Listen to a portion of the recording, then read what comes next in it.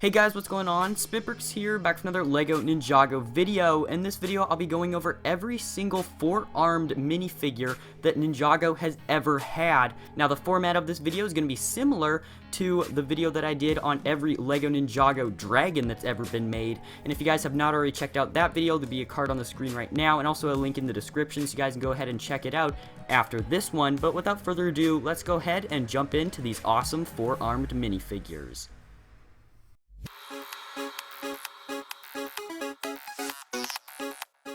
The first four-armed minifigure we ever received for the LEGO Ninjago line all the way back in 2011 was the very exclusive Samukai minifigure, the General of the Skullkin. I absolutely love this minifigure because it always reminds me of those beginning times for Ninjago, the first couple series and first couple waves of sets, completely new stuff that LEGO had never really put out, and this four-armed minifigure is still very exclusive today. He only ended up coming in 2 sets, both of which were pretty expensive at the time, and he's also very unique. We haven't gotten a Ninjago four-armed minifigure that's even close to this skeleton right here. You guys will see as we go on, there's a lot of four-armed minifigures that look very similar to other ones we've gotten, so I really like how LEGO has kept Samukai here very exclusive, very limited, and overall is a great minifigure to have. The next four-armed minifigure that LEGO Ninjago added to the series was, of course, well, Garmadon, whenever he was able to wield all 4 of the golden weapons.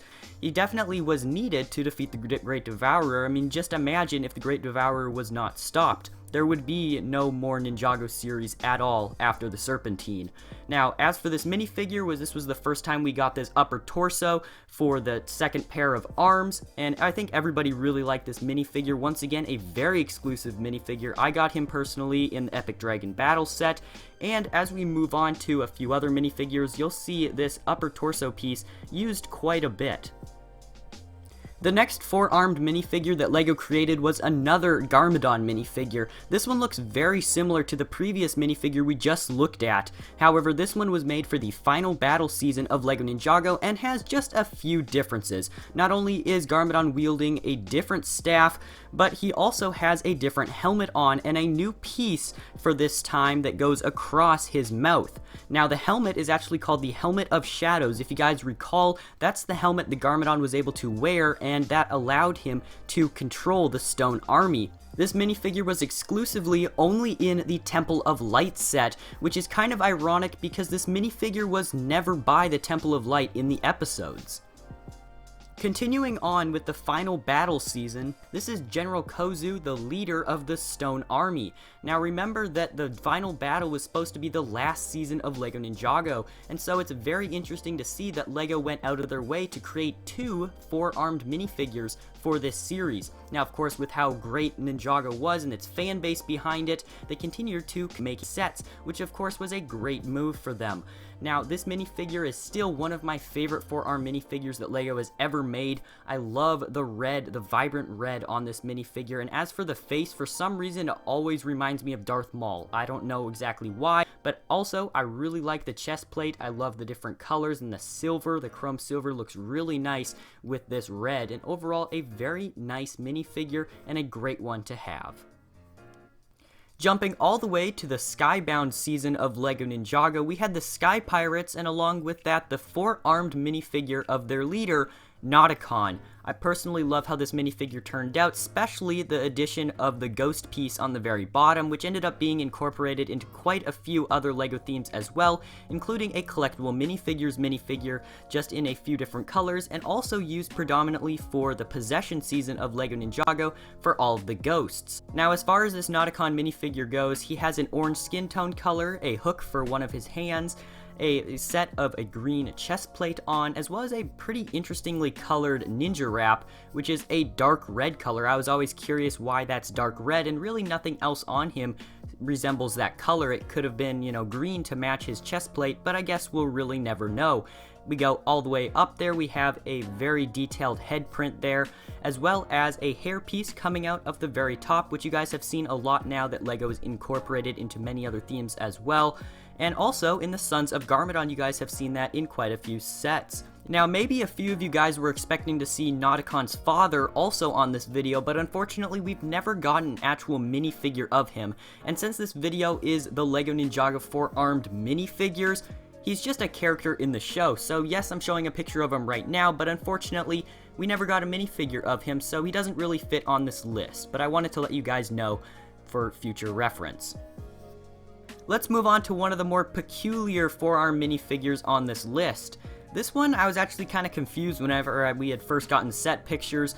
This was a $20 set this guy came in, by far the cheapest and easiest way to get a 4-arm minifigure in the Ninjago line.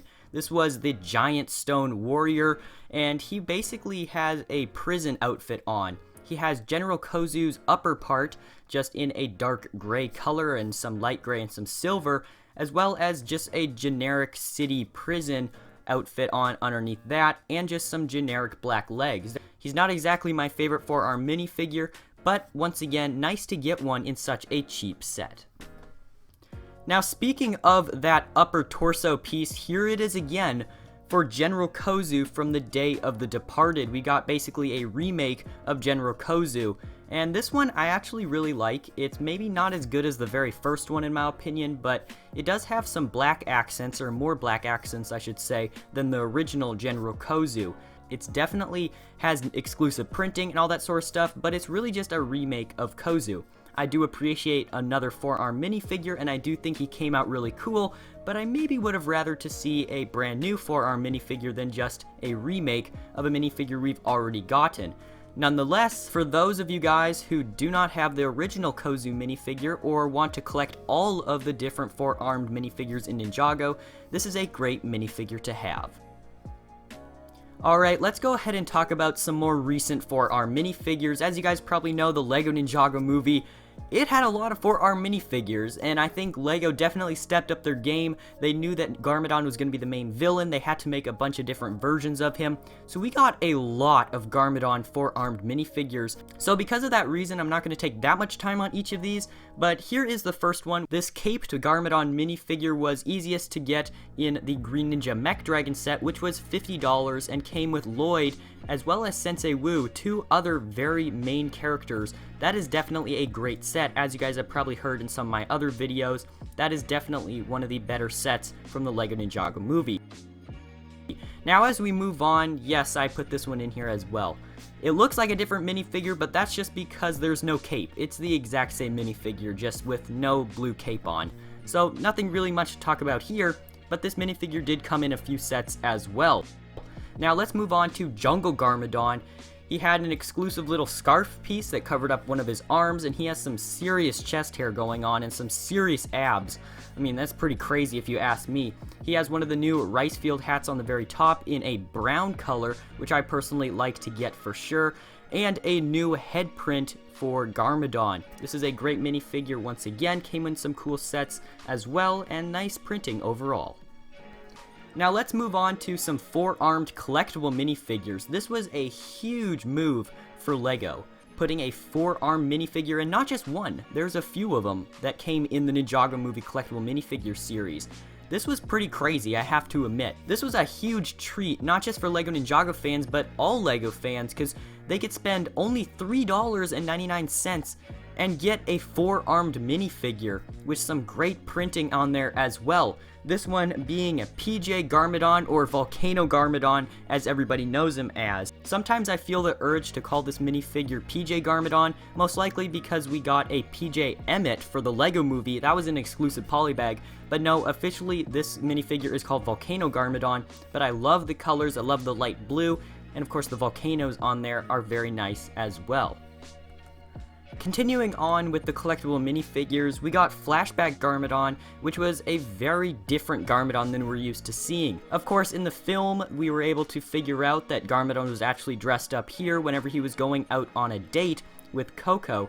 So with that backstory, we knew a bit more about this Garmadon, but definitely one of the more unique Garmadons we've ever gotten for LEGO Ninjago, and I do like LEGO doing that. I like them stepping out of really what they usually do, and, you know, giving us something different, and that's definitely what they did here. Now, may I remind you that the upper torso part, both on Volcano Garmadon as well as Flashback Garmadon, is the same piece that we got all the way back from the original 4-armed Garmadon, which is absolutely crazy and mind-blowing in my opinion that they're still using this same piece, but still, I kind of like how they're using the same one. They've just kind of flipped it around. I don't know if that's considered LEGO being lazy, but I like how they're spinning it in a different way. Now, the last of the collectible minifigures was probably one of the closest to the actual Garmadon minifigure. We got the new updated upper torso part with the little shoulder pads on the sides. It looked very similar to some of the Garmadons you could get in actual sets. He has the black rice field hat though on the top, as well as a staff. He's not exactly my favorite, but I do prefer having another 4-arm minifigure than rather not getting one. Now, with all of the 4-arm minifigures that all happen to be Garmadon from the LEGO Ninjago movie, we can now focus on the next season, which is Season 8, Sons of Garmadon, and here in front of you, you guys are seeing Mr. E with the Oni Mask of Vengeance, which gives him an extra set of arms on the very top. This is a very detailed 4-arm minifigure. I definitely do recommend this minifigure if you do not already have it. Go pick up the set. It's a very cheap set, just around $30, which is definitely affordable compared to some of these other 4-arm minifigures, and of course how much they're going for on secondary markets like eBay and Bricklink. He is considered to be a 4-arm minifigure, that's how he's advertised as, so he does fulfill the requirements to be on this list. Now, last but certainly not least, we have Resurrected Garmadon.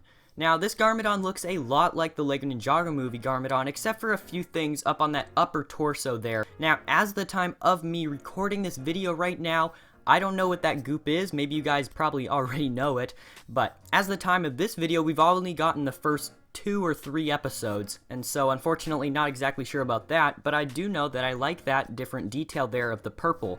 I personally remember whenever Garmadon used to have a purple wrap around his waist instead of a blue one, and so I kind of like to see that purple seeping back in. Now, as far as any of the other aspects of this minifigure, nothing's really that new, but from Sons of Garmadon, not only did we get this one, but we also got the Mr. E 4-arm minifigure, and so that is a lot. We usually don't get 2 4-arm minifigures in the same series or season for Ninjago, so that's definitely a plus. And as of the time of this video, those are all the 4-arm minifigures that have ever been made in LEGO Ninjago. Now, granted, there may be some in Season 9, but as of the time of this video, they're not out yet, and we don't have pictures of any 4-arm minifigures of those yet. Not saying that there won't be any, there probably will be, maybe. We'll have to see, though. I'm SpitBricks, thank you guys so much for watching this video. If you guys have enjoyed, be sure to give a thumbs up down below and subscribe for more. I'll see you guys in the next video coming very soon.